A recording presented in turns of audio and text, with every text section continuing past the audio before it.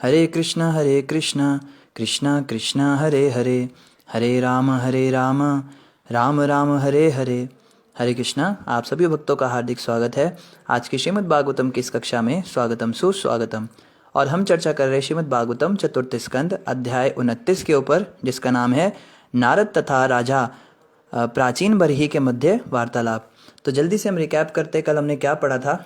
कल हम पढ़ रहे थे कि राजा प्राचीन बरही ने नारद जी को कहा, नारद जी कथा तो बहुत अच्छी बताई आपने, पर समझ में मुझे कुछ नहीं आ पाया, क्योंकि मैं तो सकाम कर्मों में लगा हुआ व्यक्ति हूँ।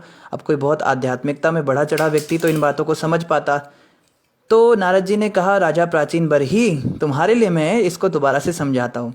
फिर नारद जी अच्छे से एक्सप्लेन करने लगे कि 9 द्वारों वाली नगरी क्या थी, पुरंजन कौन था, पत्नी कौन थी, और वो 5 मुखों वाला सर्प कौन था। और इसी बात का पूरा विवरण नारद जी दे रहे हैं। तो आइए इसी श्रृंखला में आज हम पढ़ेंगे श्रीमद् भागवतम चतुर्थ स्कंद अध्याय 29 और श्लोक संख्या 16 से प्रारंभ करेंगे, 4.29.16। आगे नारद जी कह रहे हैं, अंतापुर हृदय का सूचक है, विश्वचिन्ह सर्वत्र जाते हुए मन को बताने वाला है। जीव मन के भीतर प्रकृति के गुणों का भोग करता है। ये सारे प्रभाव कभी मोह उत्पन्न करते हैं तो कभी संतोष तथा उल्लास। तो कल भी हम चर्चा कर रहे थे कि दुख और सुख जो है वो एक मानसिक दशा है। मन के विभिन्न भावों के अनुसार व्यक्ति दुख या सुख का भोग करता है, पर वास्तव में शरीर से या संसार से कोई सुख दुख का कोई लेना देना होता ही नहीं है। आगे बता रहे हैं, पहले यह बताया जा चुका है कि रानी मनुष्य की बुद्धि है। सोते समय या जागते हुए बुद्धि विभिन्न परिस्थितियां उत्पन्न करती है। दूषित बुद्धि के कारण जीव कुछ सोचता है और अपनी बुद्धि के कार्य कारणों के केवल अनुकरण करता है। तो बुद्धि का कार्य क्या होता है? जीव को अपने हिसाब से चलाना। ये भी हमने डिस्कस किया था कि जीव को कभी भी कोई विकल्प मिलता है तो पहले बुद्धि से पूछता है, बुद्धि क्या करूं। फिर बुद्धि जो है विभिन्न तर्क वितर्क के अनुसार, पीछे जो उसने पढ़ा है या आगे जो उसने सोचा है, जो प्लानिंग कर रखी है, उसके अनुसार वो पूरा प्रोसेसिंग करती है, और जैसे जैसे बुद्धि कहती है मनुष्य वैसे वैसे करता है। वो भगवान के भक्तों की या शास्त्रों की बातों को भी बुद्धि से टटोलता है। जैसे शास्त्रों में लिखा होगा कि कृष्ण नाम का जप करने से हम संसार के भवबंधन से छूट सकते हैं, तो वो कहेगा हम तो लॉजिकल व्यक्ति हैं, हम तो रैशनल थिंकिंग वाले हैं, आप पहले हमारी बुद्धि को संतुष्ट कीजिए तब हम हरि नाम जपेंगे। तो उनकी बुद्धि को पहले संतुष्ट करना पड़ता है। दुनिया भर के लॉजिक दिए जाते हैं, नाम जपने से ये होता है, वो होता है, ऐसा होता है, वैसा होता है ना। जैसे गोबर के लिए कोई कहता है गोबर का प्रयोग करने से ये कीटाणु मरते हैं, ये होता है। तो बुद्धि को पहले संतुष्ट करना पड़ता है, तभी व्यक्ति हाँ या ना करता है। तो हम बुद्धि के इतने गुलाम बन जाते हैं जैसे कोई पुरुष अपनी स्त्री का गुलाम बन जाता है। पर होना क्या चाहिए कि शास्त्रों की बातों को हमें एज इट इज स्वीकार करना चाहिए। ऐसा भी दिन कभी आए। नारद मुनि ने आगे कहा, जिसे मैंने रथ कहा था वह वास्तव में शरीर है। तो वो जो राजा पुरंजन था वो रथ के ऊपर बैठ के जाता था ना अलग अलग जगह, तो वो हमारा शरीर होता है। इंद्रियां ही वे घोड़े हैं जो रथ को खींचते हैं। ज्यों ज्यों वर्षानुवर्ष समय बीतता जाता है, ये घोड़े बिना किसी अवरोध के दौड़ते हैं, किंतु वास्तव में वे कोई प्रगति नहीं कर पाते। पाप तथा पुण्य इस रथ के 2 पहिए हैं। उन्होंने कहा था ना इसके 2 पहिए होते हैं, 5 घोड़े होते हैं। तो पहिए कौन होते हैं? पाप और पुण्य। ये शरीर से या तो हम पाप करते हैं तो पुण्य करते हैं। प्रकृति के 3 गुण इस रथ की ध्वजाएं हैं। 5 प्रकार के प्राण जीव के बंधन बनते हैं और मन को रस्सी या रज्जू माना जाता है। बुद्धि इस रथ का सारथी है। हृदय रथ में बैठने का स्थान है और हर्ष तथा पीड़ा जैसे द्वंद्व जुए हैं। 7 तत्व धातुएं इस रथ के ओहार आवरण हैं। बोला था ना कि रथ जो है वो 7 आवरणों से ढका रहता है। वो 7 तत्व होते हैं। हमारे शरीर में 7 धातुएं होती हैं, जैसे कि हमें जानकारी मिलती है शास्त्रों के अनुसार। तो ये सारी की सारी जानकारी हमको मिलती है आयुर्वेद के अंदर की पहली धातु जो होती है वो रक्त होता है। रक्त से फिर मांस बनता है, मज्जा बनता है, फिर अस्थि मज्जा होती है, फिर उसके बाद में वीर्य होता है। ये 7 प्रकार की धातुएं हमारे शरीर में होती हैं। 5 कर्मेंद्रियां उसकी 5 प्रकार की बाह्य गतियां हैं और 11 इंद्रियां सैनिक हैं। इंद्रिय सुख में मग्न रहने के कारण रथ पर आसीन जीव झूठी अभिलाषाओं को पूरा करने के लिए इतराता है और जन्म जन्मांतर तक इंद्रिय सुख के पीछे दौड़ता रहता है। तो ऐसी लगभग सेम एनालॉजी भगवत गीता में भी भगवान कृष्ण ने दी है कि ये शरीर जो है ये एक रथ के समान है, इस पे 5 इंद्रियां 5 घोड़े हैं, और जो रस्सी होती है वो मन होता है। मन जैसे जैसे कहता है इंद्रियां वैसे वैसे करती हैं। तो सेम टू सेम वही वाली बात यहाँ नारद जी बता रहे हैं। जिसे पहले चंडवेग अर्थात शक्तिशाली काल कहा गया था, वह दिन और तथा रात से बना है, जिनके नाम गंधर्व और गंधर्वी हैं। बोला था ना एक चंडवेग था जिसने अटैक किया था। तो पहला अटैक जो मनुष्य के ऊपर होता है, इस नगरी के ऊपर, इस शरीर के ऊपर पहला अटैक कौन करता है? दिन और रात। हर दिन और हर रात के साथ इस शरीर की आयु घटती जाती है और ये पल पल मृत्यु के करीब बढ़ता जाता है। कल मैं अपनी मृत्यु से एक दिन दूर था, आज मैं अपनी मृत्यु के एक दिन और पास आ गया, और कल के दिन मैं अपनी मृत्यु के और पास आ जाऊंगा। तो धीरे धीरे करके सैनिक घुस रहे हैं इसके चंडवेग के, और शरीर की आयु दिन तथा रात के बीतने से क्रमशः घटती जाती है, जिनकी संख्या 360 है। 360 सैनिक लाया था ना वो अपने साथ में, तो 360 या 365 कह लीजिए, ये दिन होते हैं साल में 365। तो ये जो हैं 365 दिन और 365 रातें मिलकर इस शरीर को एक एक साल करके कम करती जाती हैं, इसकी आयु को खत्म करती जाती हैं। जिसे काल कन्या कहा गया था उसे वृद्धावस्था जरा समझना चाहिए। ये काल कन्या कौन थी? जरा। कहते हैं ना जन्म मृत्यु जरा व्याधि। जरा का मतलब होता है बुढ़ापा। इसने जब उसको गले लगाया राजा पुरंजन को काल कन्या ने, तो वो उसकी एक दो चीज़ें हुई, एक तो उसकी शक्ति खत्म हुई और दूसरा उसकी सुंदरता खत्म हुई। तो ये बुढ़ापा जो है धीरे धीरे करके जब शरीर के अंदर ये अटैक करता है तो व्यक्ति की आयु तो नष्ट हो ही रही है उसकी, एक तो उसकी ऊर्जा नष्ट होती है, शक्ति नष्ट होती है, दूसरी उसकी सुंदरता नष्ट होती जाती है। कोई भी वृद्धावस्था नहीं स्वीकार करना चाहता, किंतु यवन राज जो साक्षात मृत्यु है, जरा वृद्धावस्था को अपनी बहन के रूप में स्वीकार करता है। तो हमने पढ़ा था ना कि एक मृत्यु का जो वो था यवन राज था, उसने काल कन्या को अपनी बहन बनाया था। तो ये यवन राज कौन था? मृत्यु। साक्षात मृत्यु का करता है, बुढ़ापा रूपी बहन को अपने साथ लेकर आता है शरीर के अंदर, और ये दोनों मिलकर क्या करते हैं? व्यक्ति को धीरे धीरे करके बूढ़ा कर देते हैं। लेकिन कोई चाहता नहीं कि वृद्धावस्था हमें आए, पर ये जबरदस्ती हमारे ऊपर आती है। यवनेश्वर यमराज के अनुचर मृत्यु के सैनिक कहलाते हैं, जो शरीर तथा मन संबंधी विविध क्लेश माने जाते हैं। प्रज्वार 2 प्रकार के झरों का सूचक है, अत्यधिक ताप तथा अत्यधिक शीत। तो एक प्रज्वार नाम का व्यक्ति था जिसने उसको कैदी बनाया था, उसको बंदी बनाकर ले जा रहा था मरने के बाद। तो ये 2 तरह के होते हैं, 2 तरह के ज्वर होते हैं। ज्वर मतलब बुखार।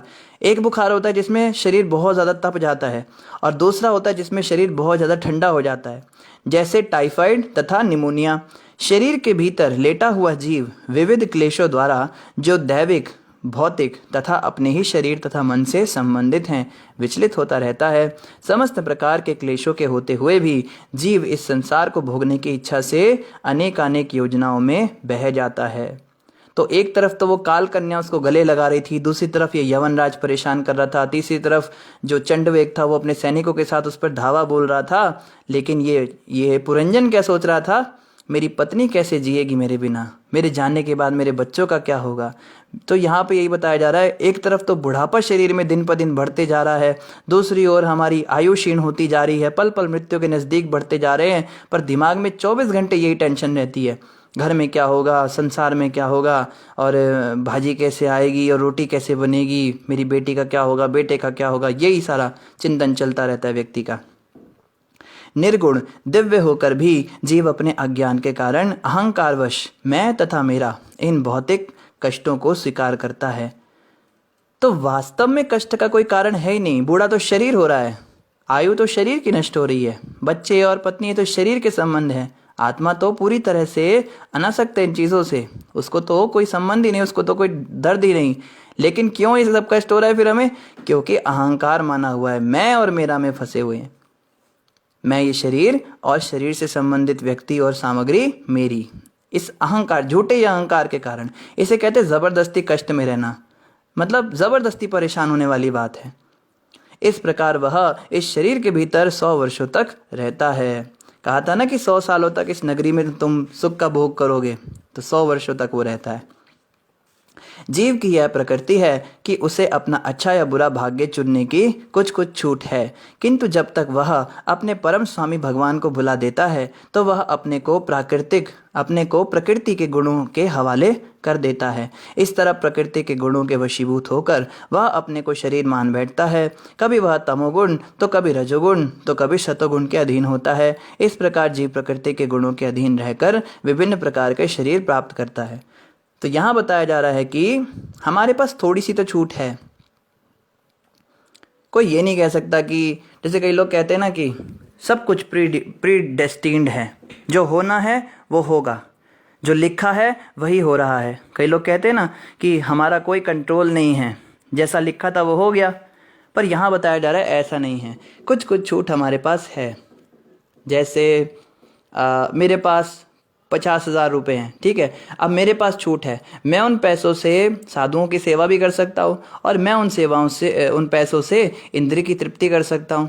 अगर तो मैं इंद्रियों का तर्पण करूँगा तो मेरा जो है फ्यूचर ख़राब हो जाएगा, और अगर मैं साधुओं की सेवा करूँगा तो वो अच्छा हो जाएगा। तो एक्चुअली मेरी डेस्टिनी मेरे हाथ में है। कर्म ये कर्म के ऊपर आधारित होती है, कर्म प्रधान ये संसार है। जैसे कर्म करेंगे वैसा हमें मिलेगा। तो इस बात की छूट बेशक हमारे पास है, लेकिन फिर भी प्रकृति के 3 गुणों के हम अंतर्गत रहते हैं।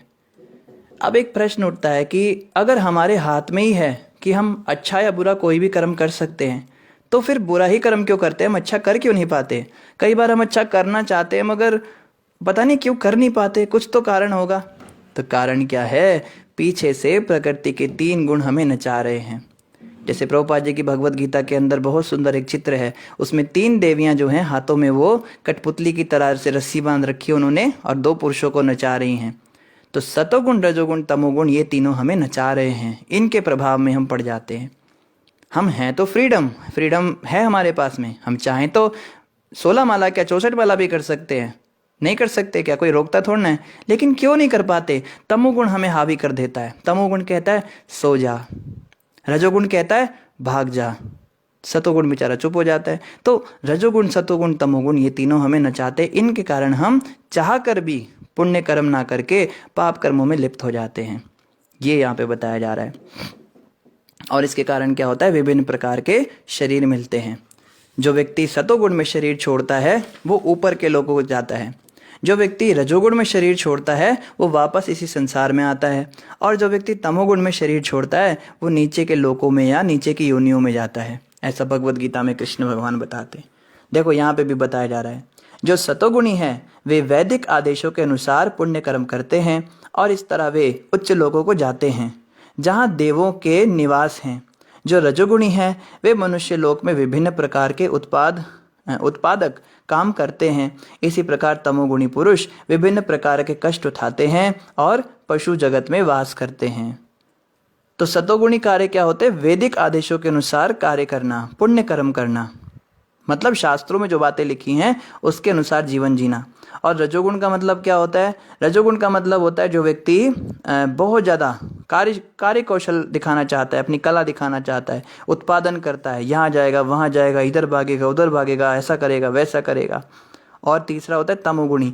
तमोगुणी मतलब आलसी, निहायती नालायक। वो क्या करता है? वो केवल कष्ट उठाता है, संसार में परेशान रहेगा और अज्ञानता में डूबा रहेगा, हमेशा सोता रहेगा। और वो क्या? वो पशु जगत में जाता है। भौतिक प्रकृति के तमोगुण से आच्छादित होकर जीवात्मा कभी नर, कभी नारी, कभी नपुंसक, कभी मनुष्य, कभी देवता, कभी पक्षी, पशु इत्यादि बनता है। इस प्रकार वह इस भौतिक जगत में घूमता रहता है। वह प्रकृति के गुणों के अधीन अपने कर्मों के कारण विभिन्न प्रकार के शरीर स्वीकार करता रहता है। तो यही चलता रहता है उसका कारवां, यही सिलसिला चलता रहता है उसका। अलग अलग योनियों में जाता है, 84 लाख योनियों में भ्रमण करता रहता है, घूमता रहता है। यह जीव ठीक उस कुत्ते के तुल्य है जो भूख से परेशान भोजन पाने के लिए द्वार द्वार जाता है। देखो कुत्ते की तरह बता रहे नारद जी हमें। हम सब कुत्ते की तरह क्या करते हैं? अपनी भूख से परेशान होने के कारण जो है द्वार द्वार जाते हैं, घर घर जाके और रोटियां मांगते हैं। अपने प्रारब्ध के अनुसार वह कभी दंड पाता है और खदेड़ दिया जाता है, कभी कभी अथवा कभी कभी खाने को थोड़ा सा भोजन भी पा जाता है। इसी प्रकार जीव भी अनेकानेक इच्छाओं के वशीभूत होकर अपने भाग्य के अनुसार विभिन्न योनियों में भटकता रहता है। कभी वह उच्च स्थान प्राप्त करता है तो कभी निम्न स्थान, कभी वह स्वर्ग को जाता है, कभी नरक को, तो कभी मध्य लोकों को। ऐसा चलता रहता है। तो कब से ये चल रहा है पता नहीं, मतलब सोचने में आता है कि कई लोग कहते हैं ना हम तो 20 साल के हैं, हम तो 25 साल के हैं, हम तो 30 साल के हैं, हम तो 50 साल के हैं, हम तो 60 साल के हैं। हमारी वास्तविक आयु क्या है हम जानते भी नहीं। अरे 25, 30, 40 साल पहले तो इस शरीर ने जन्म लिया था। इस शरीर से पहले आत्मा किसी और शरीर में थी, और उससे पहले किसी और शरीर में थी, और उससे पहले किसी और में। क्या उम्र है हमारी? शास्त्र कहते हैं जो गंगा नदी है, गंगा की नदी कितनी लंबी होती है, कहाँ से कहाँ तक जाती है। उस गंगा नदी के अंदर जितने रेत के कण हैं उतनी बार हमारा जन्म इस संसार में हो चुका है। उतनी बार तो जन्म हुआ है, उतने साल नहीं, उतनी बार जन्म लिया है। कोई गिनती है कब से हम इस संसार में भटके हुए हैं। और यहाँ पे नारद जी कह रहे चलता रहता है ये सिस्टम, पता नहीं कब से चल रहा है। यही गोल गोल घूमे जा रहे हैं, कभी ऊपर कभी नीचे, कभी ऊपर कभी नीचे। कितना भटके, कितना भटके, भटकते भटकते न जाने कहाँ से अब जाके जो हैं भगवान कृष्ण के करीब आ गए, गुरु कृष्ण की कृपा को पा गए। ब्रह्मांड भ्रमिते कोने भाग्यवान जीव, गुरु कृष्ण कृपा पाए भक्ति लता बीज। ब्रह्मांड में अनेकों असंख्य ऐसी जीवात्माएं भटक रही हैं, करोड़ों अरबों के हिसाब से। और कौन सी ऐसी जीवात्मा होती है जिस पर गुरु और कृष्ण की कृपा हो जाती है और उसको भक्ति लता का बीज मिलता है। ये बहुत बड़ी बात है, ये कोई छोटी बात नहीं है। इसको हम समझ नहीं पा रहे। आज हमें कितनी बड़ी चीज़ मिली है। करोड़ों करोड़ों अरबों खरबों जीवात्माओं में से हमें चुना गया और हमें ये महामंत्र दिया गया, हरे कृष्ण कृष्ण कृष्ण हरे हरे, हरे राम राम राम हरे हरे। हमें ये महामंत्र मिला। इसके जाप करने मात्र से हम 84 लाख योनियों से निकल के जा सकते हैं, भगवान के धाम में वापस जा सकते हैं। पर कितनी कितनी मूर्खता है, इस महामंत्र को हम कौड़ी के भाव में बेच देते हैं। प्रभु जी मेरे ट्यूशन चल रहे इसलिए मैं जप नहीं कर सकता हैं। प्रभु जी मेरी शादी है इसलिए मैं जप नहीं कर पा रही हूँ। जब से मुझे बच्चा हुआ है तब से मेरा जप छूट गया, मेरी जॉब लग गई, जप छूट गया। अरे ये कितनी मुश्किल से मिला है। कितनी अरबों खरबों जीवात्माओं में से हमें चुना गुरु ने और कृष्ण ने, और हमें ये दिया और हम इसका जप तक नहीं कर पाते। योनिया अनेक भोगी, बड़ी मुश्किल से नर तन पाया है। झूठे व्यसन में पड़कर प्रभु से न नेह लगाया है। हे अभिमानी तजना दानी, भजले सारंग पानी। वृथा क्यों भटक रहा है, वृथा क्यों भटक रहा है। भजले प्राणी रे अज्ञानी, 2 दिन की जिंदगानी। वृथा क्यों भटक रहा है, वृथा क्यों भटक रहा है।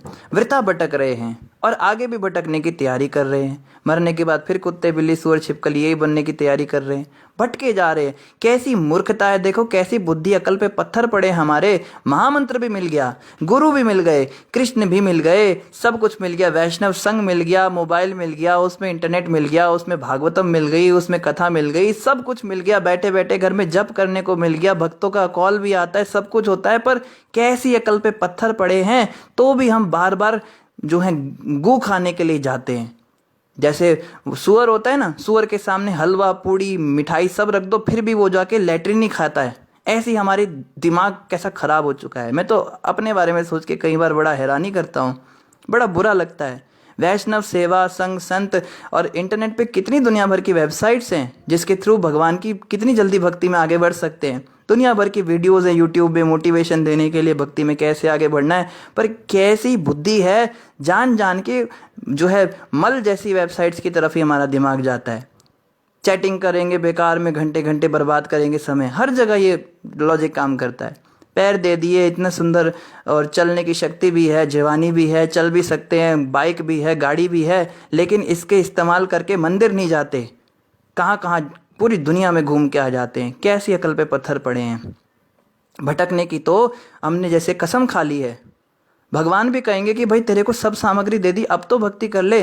हम कहेंगे नहीं प्रभु, अभी भी कुछ कमी है, ये कमी है, वो कमी है, कुछ ना कुछ कमी निकाल देंगे।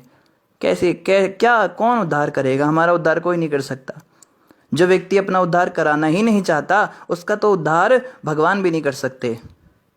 प्रभुपाद जी कहते थे, you can take the horse near water but you can not make him drink water. आप घोड़े को पानी के पास ले जा सकते हो, लेकिन उसको पानी पिला नहीं सकते हो। पानी तो खुद ही पीना पड़ेगा ना उसको। इतना ज़्यादा भक्तों को कितनी सुविधाएं देते हैं, भगवान की ओर से कितनी सुविधा मिली हुई है हमें, कभी सोचना चाहिए। और हम केवल वही चीज़ें देखते, यहाँ कमी है, यहाँ कमी है, ये नहीं है। प्रभु जी बहुत परेशान हूँ, क्या हो गया? खाने को नहीं मिल रहा? नहीं, खाने को तो मिल रहा है, फिर क्या? वो कपड़े नहीं मिल रहे पहनने को? नहीं नहीं, कपड़े भी मिल रहे हैं, फिर क्या? घर नहीं रहने को? घर भी है रहने को, फिर क्या? फिर क्या परेशानी है? माँ बाप नहीं है, परिवार नहीं है, संसार नहीं है, भक्त नहीं है, भगवान नहीं है, हाथ नहीं है, उंगली नहीं है, जप नहीं है, माला नहीं है, या जीभ नहीं है मुंह में, सब कुछ तो है, फिर किस बात की परेशानी? नहीं नहीं, परेशानी है दुनिया भर के, मतलब क्या कहा जाए, तूने तो कसम ही खा रखे, तुझे खुश रहना ही नहीं है। और भक्ति ना करने के 100 बहाने ले लो। मंगल आरती नहीं उठ सकते, मेरी उंगली के अंदर सुई चुभ गई। क्या क्या बोला जाए ऐसे लोगों को? तो यही बात यहाँ समझा रहे नारद जी। ये जो हैं ये भटकने के लिए बाध्य होते हैं, ये जानबूझ के भटकते हैं। सारे जीव भाग्य अन्य जीवों तथा अथवा मन तथा शरीर संबंधी दुखों से छुटकारा पाने का प्रयास करते हैं, तो भी इन नियमों का प्रतिकार करने के प्रयासों के बावजूद वे प्रकृति के नियमों द्वारा बद्ध रहते हैं। तो प्रकृति के नियम अपनी ओर से पूरी कोशिश करते हैं। आप ऐसे देखो, जैसे कभी हम किसी को प्रचार करने जाएं, हम उसको खूब सुना रहे हैं, भगवान है, भक्ति है, भगवत गीता है, भागवतम में ऐसा लिखा है, कृष्ण ने ऐसा कहा है, हम बहुत उसको बातें बता रहे हैं। और हम सोचते हैं ये समझ क्यों नहीं रहा हमारी बातें, इतने अच्छे सदुपदेश इसको दिए, इतना ज्ञान दिया, पर इसको समझ क्यों नहीं आ रहा है? तो हम ये नहीं देख पाते कि हम तो इधर की तरफ उसको खींच रहे हैं, पर उसके दूसरे हाथ को पकड़कर प्रकृति के तीनों गुण उसको अपनी तरफ भी खींच रहे हैं। बद्ध जीव जो होता है उसको प्रकृति के गुण भी खींच रहे हैं और भगवान के भक्त भी खींच रहे हैं। कभी तो भक्तों के जो है फ़ोन आ जाते हैं, हरि बोल, क्या कर रहे हो? भक्ति नहीं कर रहे हो, माला नहीं कर रहे हो, इतने समय हो गया आपको, मंदिर नहीं आते, सेवा नहीं करते, क्या कर रहे हो? यहाँ तो डांट खा ली उसने, फिर फ़ोन कॉल कट करते ही फिर माँ का फ़ोन आ जाता है, क्या कर रहा है? सारा दिन जब करता रहता है, पढ़ाई कौन तेरा बाप करेगा? एग्ज़ाम में तो फेल हो जाएगा, क्या होगा? तो फिर से फ़ोन कटता है, फिर पढ़ाई करने लगता है, पढ़ाई करते करते फिर प्रभु जी का फ़ोन आ जाता है, हरि बोल, पढ़ाई कर रहे हो, ज़िंदगी भर तुम्हारी निकलती जा रही है, सांस निकलती जा रही है, ज़िंदगी भर यही करना है। अभी जन्माष्टमी का सेवा है, कोई हुंडी कलेक्शन करने गए नहीं, वहाँ सब भक्त हरिनाम संकीर्तन करने जा रहे हैं, तुम कभी मंदिर नहीं आते हो। फिर वो फ़ोन कट करके क्या करता है, वो हरिनाम संकीर्तन के लिए तैयारी करने लगता है। फिर मम्मी का फ़ोन आ जाता है, क्या कर रहा है? फिर से तू वहीं पर जा रहा है हरिनाम करने के लिए, ये सब तो बुढ़ापे में करना। तो बद्ध जीव की स्थिति देखो, फंसा हुआ है मझधार में, है धोबी का कुत्ता, न घर का न घाट का, प्रभु जी की भी डांट खाता है और मम्मी की भी डांट खाता है, ऐसी हालत हो जाती है। तो हमें समझना है कि जब हम किसी को प्रचार कर रहे हैं तो सामने से भी उसको प्रचार किया जा रहा है, उसको हमारा एंटी प्रचार भी किया जा रहा है। अरे उस संस्था में मत जुड़ना, बड़े बेकार लोग हैं, वो तो विदेशों में पैसा भेजते हैं, वो तो पागल बना देते हैं। उनके पास हमारी वो बुआ के फूफे की चाची के बेटा गया था, उसका पता नहीं क्या दिमाग खराब हो, वो उनके जैसा ही बन गया, उन्हीं की तरह दिन भर पूजा पाठ करता रहता है, तुम मत जाना वहाँ पे। तो वो भी तो अपना प्रचार कर रहे हैं, प्रकृति भी तो अपना प्रचार कर रही है, भक्ति मत करो। तो हमें ध्यान रखना होगा कि सामने वाले व्यक्ति से हम इतना एक्सपेक्ट ना करें। प्रचार का मतलब होता है उसको उनके प्रति अनासक्त करना। जैसे प्रीचिंग के समय हम ये तो बताते हैं कि भगवान कौन है, हमें ये भी बताना चाहिए कि माया कौन है, हमें उनको बताना पड़ेगा। आपके घर वाले ऐसा बोलेंगे, आपके परिवार वाले ऐसा बोलेंगे, तो ये सब क्या है, प्रकृति के 3 गुण आपको बांधना चाहते हैं, उसको एजुकेट करना पड़ेगा, तब तो वो उनके सामने सतर्क हो पाएगा ना। तो ये सारी बातें प्रीचर्स को ध्यान रखनी होती हैं। और हमारे साथ भी यही हो रहा है, हमारा भी तो जीवन में यही चलता रहता है। एक तरफ तो भक्त लोग खींचते हैं मंदिरों में, दूसरी तरफ से घर वाले खींचते हैं संसार के अंदर, तो मझधार में फंसा रहता है। तो ऐसे व्यक्ति का क्या होता है, मनुष्य बोझ को सिर पर लेकर ढो सकता है, और जब यह उसे भारी लगने लगे तो कभी कभी वह बोझ को कंधे पर रखकर अपने सिर को विश्राम देता है। इस तरह वह बोझ से छुटकारा पाने के लिए प्रयास करता है, फिर भी वह इस बोझ से मुक्त होने के कारण मुक्त होने के लिए चाहे जो भी विधि निकाले, वह उस बोझ को एक स्थान से दूसरे स्थान पर रखने से अधिक और कुछ नहीं कर सकता। बोझ ढो रहा है बेकार का, बोझ ढो के इधर उधर भागता रहता है, जीवन भर यही चलता रहता है। नारद जी ने आगे कहा, हे शुद्ध हृदय पुरुष। वाह, देखो ऐसे ऐसे संबोधन देने होते हैं। ये नहीं बदतमीज आदमी तू माला नहीं करता है, ऐसा बोल दोगे तो वैसे ही भाग जाएगा। हे शुद्ध हृदय पुरुष, करता क्या है वो, तो सकाम कर्म में लिप्त है, लेकिन फिर भी नारद जी कह रहे हैं तुम्हारा हृदय बड़ा शुद्ध है। अब ध्यान से सुनो मैं क्या कहता हूँ। कोई भी व्यक्ति कर्मों के फल का निराकरण कृष्ण भक्ति से रहित अन्य कर्म करके नहीं कर सकता। क्या तू क्यों देख रहा है, तुझे देना नहीं है। ऐसे सारे कर्म हमारे अज्ञान के कारण हैं। जब हम कोई कष्टप्रद स्वप्न देखते हैं तो हम किसी कष्टप्रद व्यामोह के द्वारा छुटकारा नहीं पा सकते। स्वप्न का निवारण तो जग कर ही किया जा सकता है। जितने टाइम हम सपना देख रहे हैं ना, उतने टाइम हम उसका निवारण नहीं कर सकते। हम सपने में कभी देखते हैं कि कोई हमें मार रहा है, कोई कुत्ता हमारे पीछे भाग रहा है, हमारे सारे पैसे लुट गए या हमारी मृत्यु हो गई, तो जब तक हम सपना देख रहे हैं तब तक तो हम उसका निवारण कर नहीं सकते। उसके लिए क्या करना पड़ना, जागना पड़ेगा। भौतिक दुनिया के अंदर इसको कहते हैं material problems does not have material solutions. भौतिक जगत की जो समस्याएं हैं उनका कोई भौतिक ये होता ही नहीं, समाधान होता ही नहीं। जैसे हमारे परिवार में बड़े झगड़े होते हैं, ठीक है, तो कोई कहे काउंसलिंग लिया करो, परिवार के साथ अच्छे रहो, सबको प्रेम दो, है ना। ये भौतिक सॉल्यूशंस हो गए, ये काम नहीं करते। कोई व्यक्ति नशे में पड़ा है, ये किसी का जो है चरित्र बड़ा खराब है, वो चाह के भी जो है इन चीज़ों से ऊपर नहीं उठ पाता, तो उसको सॉल्यूशंस दिए जाते हैं, आप अच्छी भावना रखो, सबको ऐसा करो वैसा करो। तो मटेरियल प्रॉब्लम्स के मटेरियल सॉल्यूशंस होते ही नहीं हैं। जब तक आप सपने में हो तब तक आप उसका निवारण नहीं कर सकते। जागृत होने के बाद उसके सारे निवारण अपने आप हो जाते हैं। तो material problems have spiritual solutions. किसी भी समस्या का एकमात्र समाधान क्या है, इस महामंत्र का जप। प्रभुपाद जी से एक बार उनके कुछ विदेशी शिष्य प्रभुपाद जी के पास आए और कहते, प्रभुपाद जी हम बहुत परेशान हैं। एक कहता है मेरी पत्नी ऐसा कर रही है वैसा कर रही है, वो दूसरा कह रहा है प्रभुपाद जी मंदिर के अंदर इतना पॉलिटिक्स हो रही है, इतना प्रपंच हो रहा है, ऐसे हो रहा है, मेरे साथ ठीक से व्यवहार नहीं हो रहा है। तीसरा कहता है प्रभुपाद जी आप जो हैं, आप जब तक होते हो तब तक तो ठीक है, आपके जाने के बाद में मेरा मन नहीं लगता, मेरे मन में ऐसे ऐसे विचार आते हैं। तो प्रभुपाद जी ने कहा तुम सब की सारी प्रॉब्लम्स का मेरे पास एक ही सोल्यूशन है।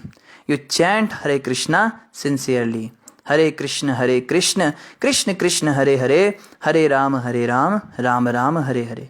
हमें चाहे अच्छा लगे या ना लगे, चाहे हमें समझ में आए या ना समझ में आए, चाहे हमारी बुद्धि कन्वेंस हो या ना कन्वेंस हो, महामंत्र जपने से पैसा कहाँ से आएगा, महामंत्र जपने से मेरा मन कैसे जो है शांत हो जाएगा, महामंत्र के जपने से मेरे पापा की तबीयत कैसे ठीक हो जाएगी, महामंत्र के जपने से मेरी बेटी की शादी कैसे हो जाएगी। अरे हमें नहीं समझ में आता कैसे होता है, पर होता है।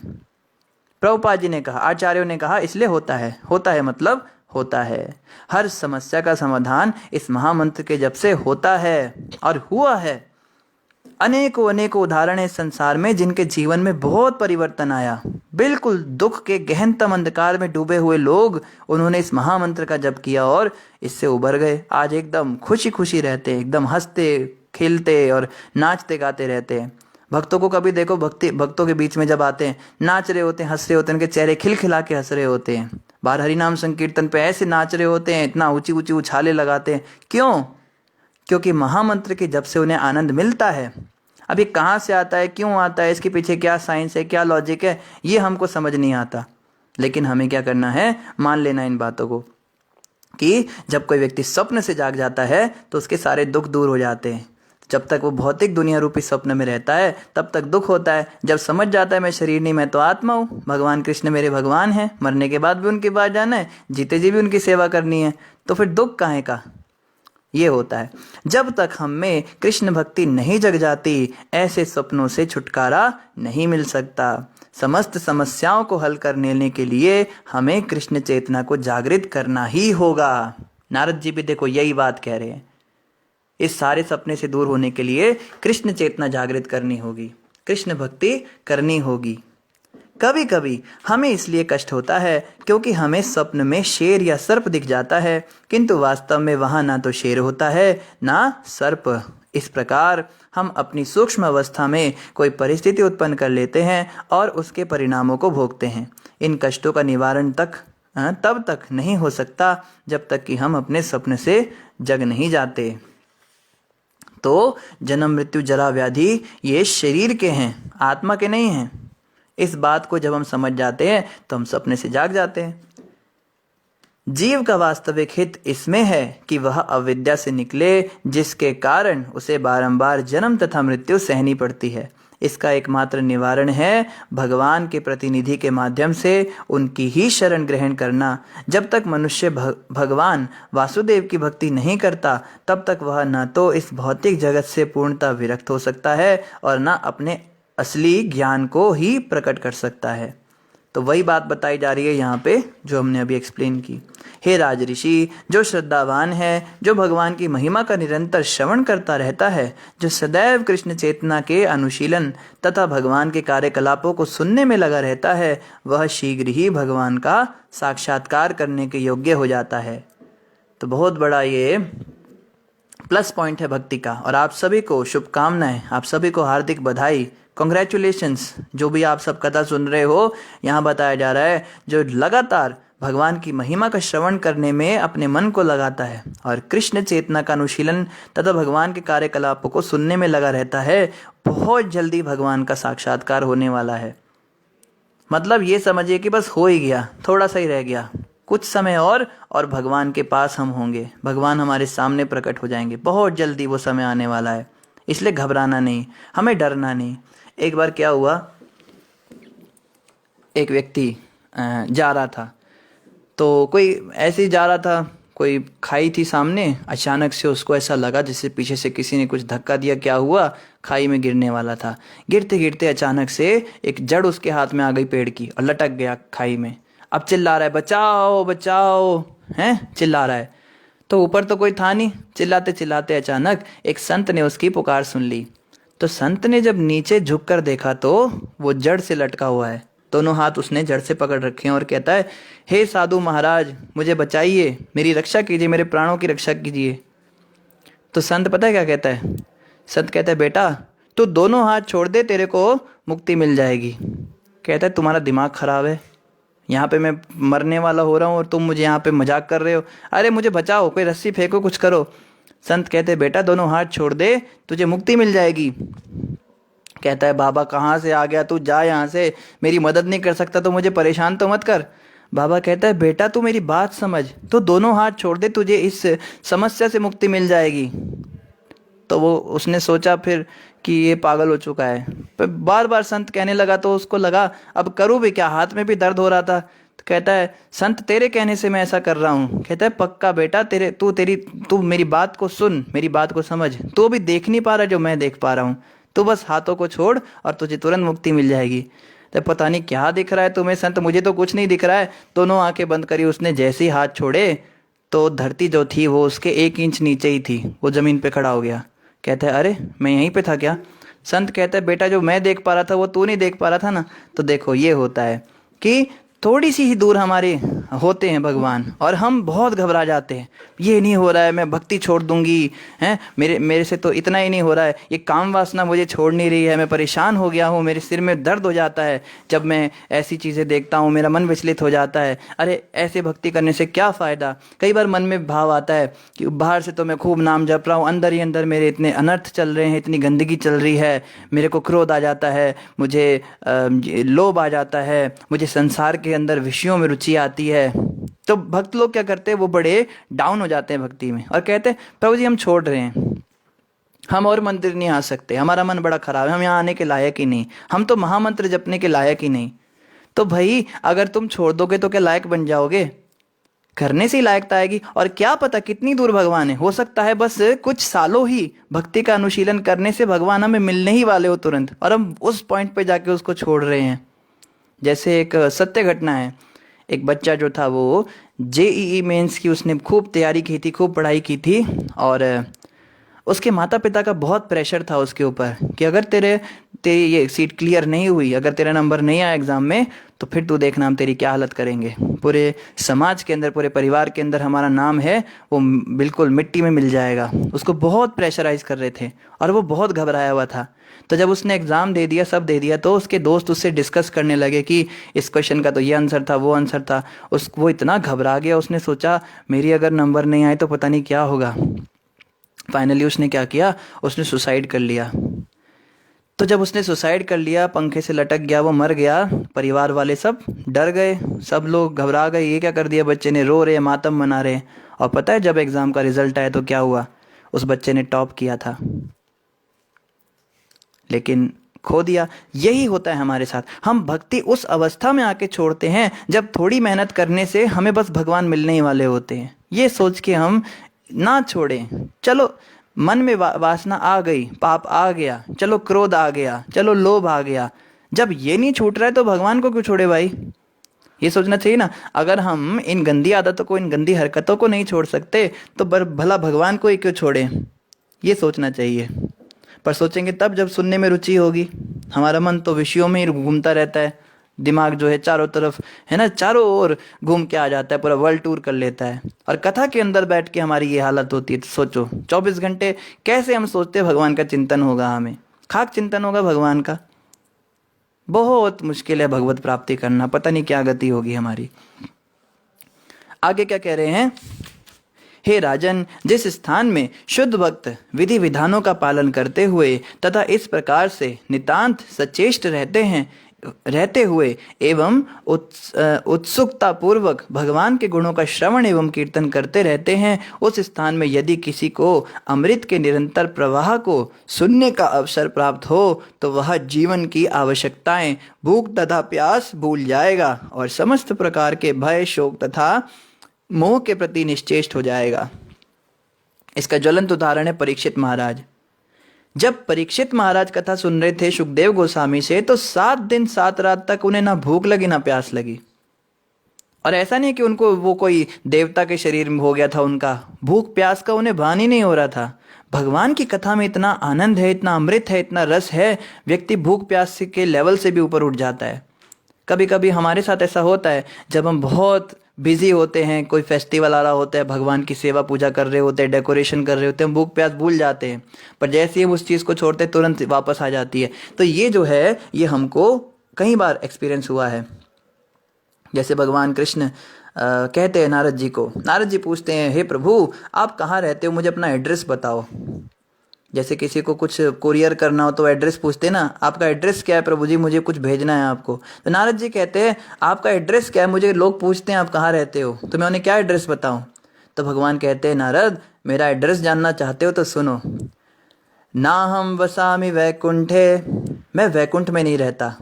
अच्छा, फिर कहाँ रहते हो, योगी नाम हृदयेषु च, मैं योगियों के हृदयों में भी नहीं रहता हूँ नारद। अरे फिर कहाँ रहते हो। तो भगवान कहते हैं मद भक्त यत्र गायन्ति तत्र तिष्ठामि नारद, मैं तो वहाँ रहता हूँ जहाँ मेरे प्रेमी भक्त मेरी कथाओं का गान करते हैं, मेरे नामों का जाप करते, कीर्तन करते हैं। हरे कृष्ण कृष्ण कृष्ण हरे हरे, हरे राम राम राम हरे हरे। जहाँ पे इस महामंत्र का जप और कीर्तन होता है, जहाँ पे मेरी कथा का श्रवण होता है, जहाँ भागवत का पाठ होता है, गीता का गायन होता है, नारद मैं वहाँ रहता हूँ। ये मेरा परमानेंट एड्रेस है, तुम लिख लो। नारद जी भी सोच रहे होंगे कोई एड्रेस तोड़ना है, ये तो आपको बुलाने का मंत्र दे दिया, आपका कथा करने लगो, कीर्तन करने लगो तो आप वहाँ प्रकट हो गए। और ये बिल्कुल सत्य बात है। भगवान देखो, जैसे नारद जी यहाँ पे बता रहे हैं, पहली बात तो जिस स्थान में शुद्ध भक्त विधि विधानों का पालन करते हुए भगवान की कथा करते हैं, कथा का गान और श्रवण जो है वो विधि विधानों का पालन करते हुए होना चाहिए। ये नहीं कि जो स्वामी जी बैठे व्यासपीठ पर, पहले तो बहुत अच्छी कथा करते हैं, बाद में स्त्रियों पर बुरी नज़र मारते हैं, ऐसे लोगों की बात नहीं हो रही। और शुद्ध भक्तों के द्वारा होना चाहिए, और नितांत सचेष्ट रहकर तथा उत्सुकता पूर्वक। अच्छा फिर क्या हुआ, अच्छा फिर क्या हुआ, ऐसे उत्सुकता होनी चाहिए मन में। अच्छा फिर राजा पुरंजन का जब भांडा फूट गया फिर क्या हुआ, फिर अगले जन्म में क्या बने वो, अरे बाप रे वो औरत बन गए। अच्छा फिर क्या हुआ, और यहाँ क्या होता है, निकालो यार इस टॉपिक को, जल्दी भगाओ आगे, और आगे आगे चलो। इतना क्या ये पुरंजन कब से चल रहा है, आगे अगला टॉपिक कब आएगा? हम तो परेशान हो जाते हैं भागवत कथा सुनते हुए। तो हमें क्या, मोबाइल चलाने लगते हैं, खाने लगते हैं, सुनने लगते हैं, बातें करने लगते हैं, कुछ पढ़ने लगते हैं। हम तो कथा सुनते हुए सारे दुनिया के काम करते हैं। तो ऐसी कथा सुनने से भगवान नहीं मिलेंगे, भगवान मिलेंगे नितांत क्या, सचेष्ट रहने से और उत्सुकता पूर्वक श्रवण और कीर्तन करने से। जप करते हुए भी यही होता है। जप करते समय जो उत्साह पूर्वक जप नहीं करता उसको नींद आ जाती है। उत्साह होना चाहिए, हरे कृष्ण, आज तो भगवान को मिल के रहूंगा, आज तो दर्शन होंगे भगवान के, पक्का आज ऐसा जप करूंगा, आज भगवान के दर्शन करूंगा। हम क्या सोचते हैं, ले फिर आ गया ये माला, फिर से इसको करना पड़ेगा, जैसे तैसे निकालना है इसको, ये खत्म क्यों नहीं हो रही, बार बार निकाल के देखना पड़ता है। इसके मन के भर तो नहीं गए, वो बंद खत्म ही नहीं हो रही। टाइम देखते घड़ी में आधा घंटा हो गया, अब तक एक माला पूरी नहीं हो रही है। तो पता लगा सो गए थे, बीच बीच में झपकियाँ मार रहे थे। कई बार जब झपकी मारते तो पता नहीं चलता, आदमी को लगता है कि बस अभी मैंने पलक झपकी 1 सेकंड पहले और मैंने पलक निकाली, और इतने में क्या हो जाता है, 1 घंटा पूरा बीत जाता है। सो रहे होते हैं, मुंह जो है टेढ़ा हो जाता है, पूरा नीचे गिर जाते हैं कई भक्त तो जप करते करते, और उन्हें आप हिला के दिखाओ, प्रभु जी आप सो रहे थे। अच्छा, मैं सो रहा था, तुमको पता भी है मैं नहीं सो रहा था, चुप, अपना अपना जप करो, तुम्हारा ध्यान भटक रहा है, तुम अपने जप पे ध्यान नहीं देते हो, मेरे को देखते रहते, अपना जप करो। जो व्यक्ति सोता है ना उसको पता नहीं चलता है, तो भक्त लोग वीडियो बना देते हैं कहीं, फिर बड़ा बुरा लगता है, अरे बाप रे सच में सो रहा था क्या। जप करते समय कुछ भी बोलते हैं, हरे कृष्ण राम राम राम, हरे कृष्ण राम राम राम, कुछ भी मंत्र बोलते हैं। मैंने कितनी बार सुना है, ऑडियो जपा जब हम करते हैं भक्तों के साथ कॉल पे, जैसे कई माताओं को क्या आदत है, म्यूट कर लेंगी। मुझे माताएं बताती हैं, माताओं के साथ तो हम जप नहीं करते, पर माताएं बताती हैं जो कॉल कराती हैं, सारी माताएं म्यूट कर लेंगी अपनी आवाज़। अरे जब आप अपनी आवाज़ सुनाओगे ही नहीं तो फिर पकड़े कैसे जाओगे, क्या बोलते हो, खुद को थोड़ा ना पता चलता है, ये तो दूसरे ही बता पाएंगे ना कि आप जप के समय कौन सा मंत्र बोल रहे थे। सबके अपने अपने नए नए संप्रदाय खुलते हैं, सब नए नए संप्रदायों के नए नए मंत्र आगे आगे देते हैं, और हम तो भक्तों की कॉल में रहते हैं। भक्त लोग तो क्या क्या मंत्र बोलते हैं, कृष्ण कृष्ण कृष्ण राम राम राम राम हरे हरे, कुछ भी बोल देते हैं।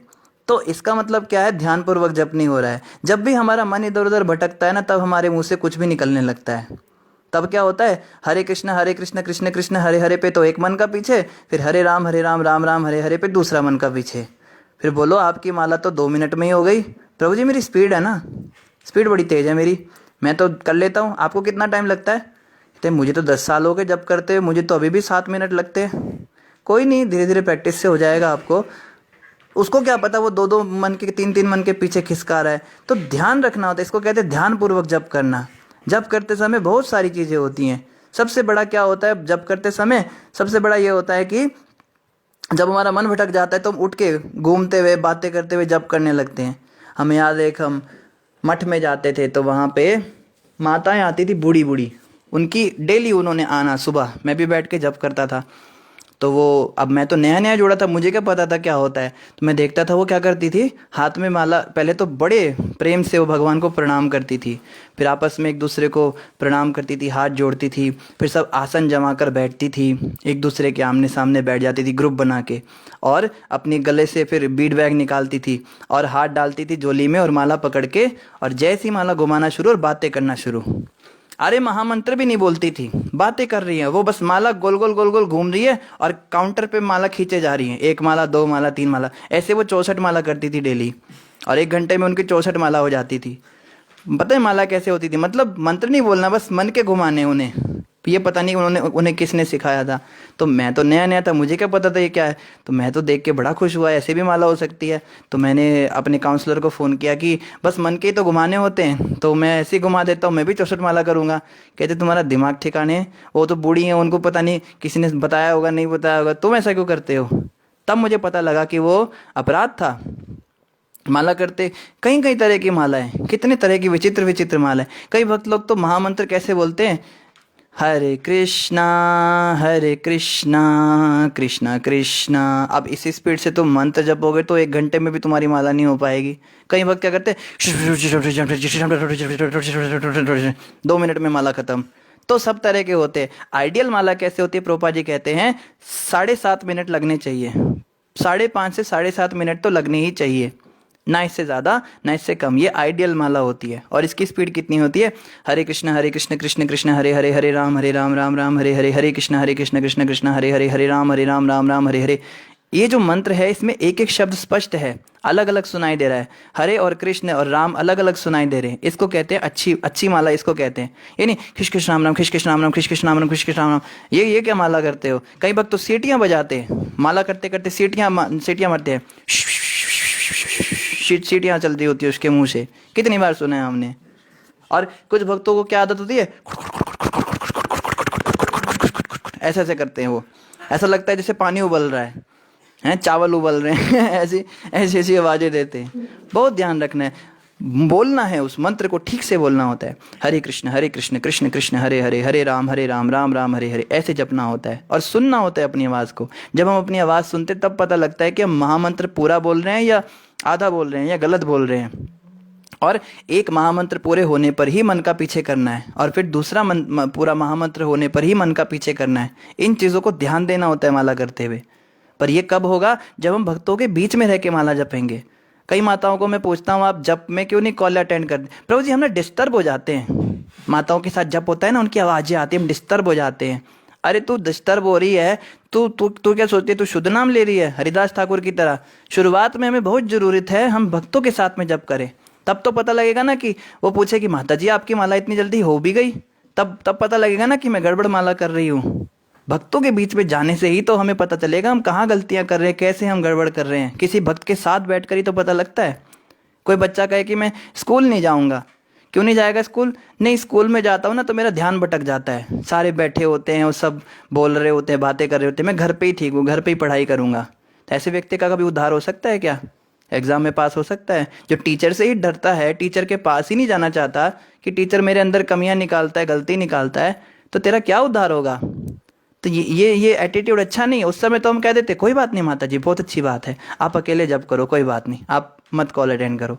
पर अंदर से मैं सोचता हूँ क्या इसकी बुद्धि है, क्या क्या उद्धार होगा हमारा? बहुत ध्यान रखना इन बातों का। समय ज़्यादा हो गया, तो इन्हीं शब्दों के साथ आप सभी का धन्यवाद। कल हम यहीं से आगे कंटिन्यू करेंगे कि नारद जी आगे कैसे इस एनालॉजी को और अच्छे से समझाते हैं श्रीमद् भागवतम के अंदर। तो इन्हीं शब्दों के साथ आप सभी का धन्यवाद। किसी भक्त का कोई प्रश्न हो तो आप कमेंट पर पूछ सकते हैं। कई भक्तों ने हरे कृष्णा और दंडवत प्रणाम लिखा है, तो आप सबको भी हमारी ओर से हरे कृष्णा और दंडवत प्रणाम। कई भक्तों ने महामंत्र लिखा है, तो उन भक्तों का भी बहुत बहुत धन्यवाद। वैकुंठ प्रभु ने महाराज जी के प्रवचन का लिंक डाल दिया है, तो आप सभी भक्त क्या कीजिए, महाराज जी के प्रवचन अवश्य सुनिए। और अनाउंसमेंट जैसा कि हम रोज़ कर रहे हैं, मंडे से हम श्रीमद् भागवतम क्लास को शिफ्ट कर रहे हैं अपने पेज पर। जो नया पेज है वो आपको हमारी प्रोफाइल पर मिल जाएगा। उस पेज के थ्रू ही भागवतम क्लास होगी, तो कृपया करके आप सभी उसको लाइक और फॉलो कर लीजिए, जो भी करना है, तो उस पर ज़्यादा आसानी रहेगी। क्योंकि कई भक्त हमें रिक्वेस्ट भेजते हैं और आप सब ने देखा हमारी फ्रेंड लिस्ट में 4997 हो गए, तो जैसे 5000 की लिमिट होती है तो हम एक्सेप्ट नहीं कर पा रहे हैं कई भक्तों की रिक्वेस्ट। तो पेज पे क्या होता है, उसमें कोई लिमिट नहीं होती, उसको आप सभी आराम से फॉलो कर पाएंगे। तो उसको हम शुरू करेंगे, मोस्ट प्रोबेबली मंडे से करेंगे। मंडे को एकादशी, आप सब एकादशी का भी व्रत रखिए। कई भक्त पूछ रहे कल एकादशी है या परसों एकादशी है, तो एकादशी तो कल ही है, लेकिन व्रत परसों होगा, क्योंकि इस बार महाद्वादशी का व्रत है। ये बहुत रेयर आती है और ये बहुत ज़्यादा पुण्यशाली होती है। एकादशी के व्रत से भी ज़्यादा फल मिलता है महाद्वादशी के व्रत से। तो सभी भक्तों से प्रार्थना है, परसों को व्रत है मंडे को, तो आप उसी दिन व्रत रखिए। कीर्ति माता कह रही है, प्रभु जी मम्मी पूछ रही है, मन तो करता है पर कुछ कर नहीं पाती। माता, मन करता है कुछ कर नहीं पाती, तो यही कर सकते हैं कि जो मन नहीं करता उसको करने की कोशिश ही मत कीजिए, जो हो सकता है वही कीजिए। अब इस उम्र में हम सोचे मैं गोवर्धन की 108 परिक्रमा लगा के हूँ, तो क्या क्या फजीता पड़ा है। आप आराम से अपना बैठिए, जप कीजिए, आराम से महामंत्र का जप कीजिए। इस अवस्था में आने के बाद तो व्यक्ति को क्या करना चाहिए, भजन करना चाहिए बैठ के। अब सेवा करने की तो उम्र निकल गई, अब साधना कीजिए। और कभी कभी ना मन को मारना भी पड़ता है माता। देखो, मन तो चाहता है ना नरक में ले जाना हमको। मन के मते न चालिए, मन के मते अंधेर। मन तो नरक में ले जाएगा मन के हिसाब से। मन तो कहेगा चिकन टिक्का खाओ, कबाब खाओ और टंगड़ियाँ तोड़ तोड़ के चबाओ, लेकिन मन की बात थोड़ी ना सुननी है, वो तो नरक में ले जाएगा। मन कहेगा चलो निंदा चुगली करो, वो औरत आई है चलो उससे पूछो उसके भांजे की भतीजी क्यों भाग गई थी वो अपने पति को छोड़कर। ये सारी बातें नहीं करनी, ये सब करने से भक्ति से नीचे गिरेंगे ना। तो ध्यान रखना इन बातों का कि जो बातें हमारे लिए अच्छी नहीं हैं वो मन कितना भी करे हमें नहीं करना है। गुरु महाराज बड़ा अच्छा उदाहरण देते हैं।